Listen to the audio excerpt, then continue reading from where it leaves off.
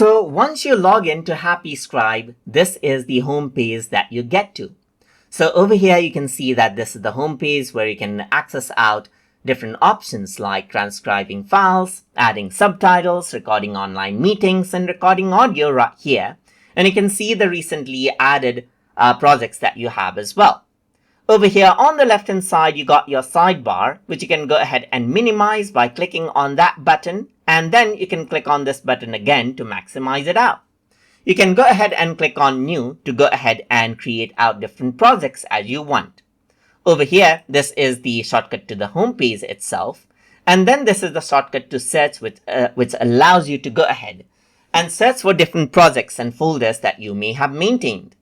If you want to access large language model like chat feature, AI chat that is, you can go ahead and access it out right here. Then around over here in library, you have access to different projects that you have worked with. Over here on the left hand side, you have an option to upgrade your account, contact sales, access glossaries, work around with integrations, and even access your profile settings right here.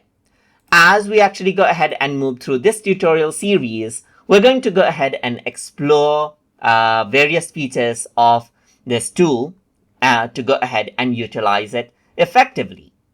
So I hope you guys learned something as always. And as always, please like, comment, share, and subscribe